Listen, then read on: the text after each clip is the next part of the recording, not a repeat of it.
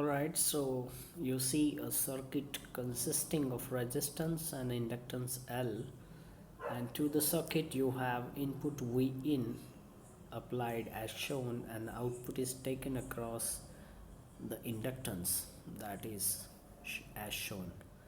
And since you have an input signal connected to the network consisting of resistance and inductance, you have a current that flows through the circuit and it is indicated as shown. Now when the current flows through the resistor, there is a voltage drop across the resistance indicated as VR.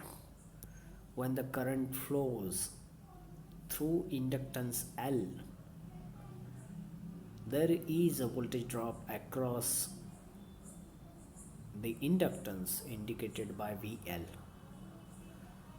Alright, so let us calculate all the voltages and the current. So first of all, we actually can write a KVL, Kirchhoff's voltage law, for this circuit, which says that V in, that's the input voltage, minus VR minus VL is equal to 0. So that's the KVL that says summation of all the voltage drops around a closed loop is equal to 0. And now you have this KVL applied to the circuit. Now if you want to know what is the voltage VL or VR, so from this equation you can know the values of VL or VR. So for example, VL can be written as V in minus VR. Similarly, VR can be written as V in minus VL. So that's as simple as that. Now if you want to apply a voltage division rule, the VL can be calculated as the inductance of the, not the inductance, that is the reactance of the inductor, that is L, divided by XL plus the resistance R multiplied to this is your signal, input signal V in. So that's how you can calculate voltage across the inductance VL by applying a voltage division rule. Similarly, VR, we know that it's the product of current that flows through the resistance multiplied by the value of the resistance R, and the current is same that flows through resistance R and the L. So if I ask you to calculate the input impedance of this circuit, when I say input impedance, the impedance is the one that you see by looking into the circuit as indicated by the arrow, and it is denoted as Z in. So Z in can be written as sum of the resistance of a resistor and the impedance, not the impedance, the reactance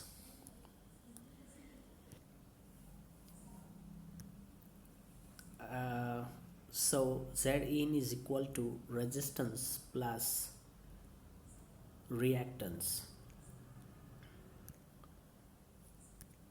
So impedance can be written as Z in is equal to resistance of resistor plus reactance of the inductor, that is XL, and you know that R and XL can be written as 2 pi FL, where 2 pi F is your angular frequency and L is your inductor, so it can be written as omega L as well,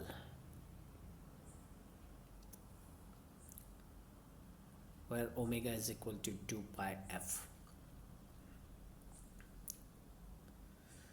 Alright, so that's how you actually look at this circuit.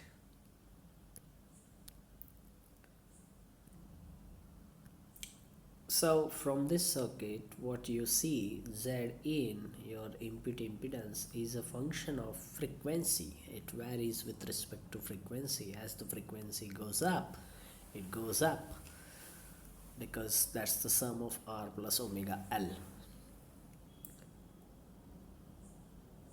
And that's how you operate with this circuit. Now let us calculate the voltage gain of this circuit. The voltage gain of this circuit is the ratio of output voltage divided by an input voltage. So we know that the output voltage is I times XL divided by an input voltage. So that's how you get an output voltage, that is I times XL divided by an input voltage. And we also know that your output voltage can be written as XL divided by XL plus R multiplied by input voltage. So if you just manipulate this equation right over here, you can write that. Let me write again. So VL would be XL divided by R plus XL multiplied by V in. Therefore, the output voltage divided by input voltage would be 2 pi FL, that is XL, 2 pi FL, again XL plus R. So this is how your output divided by input, which is a gain, varies with respect to time. Further, you can simply write it VL divided by V in is equal to omega L divided by R plus omega L. So this is how you actually see that how this voltage is a function of frequency, which is omega.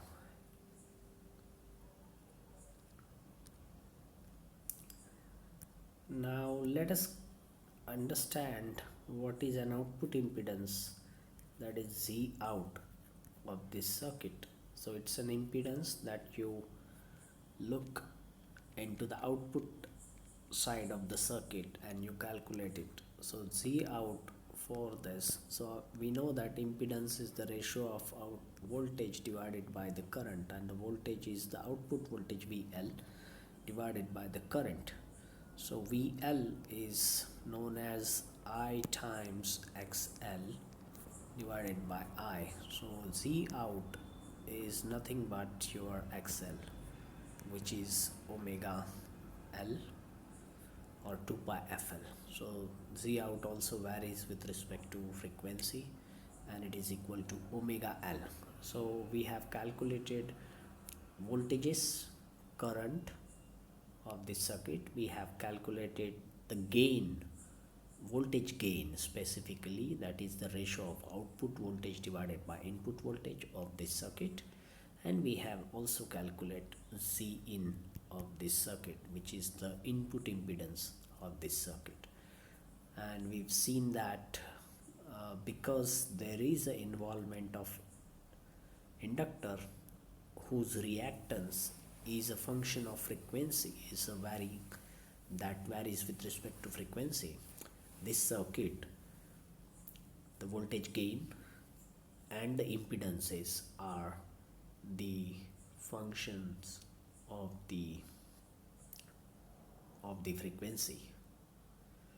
Similarly, you can calculate the expression of the current that is here, so which is V over Z.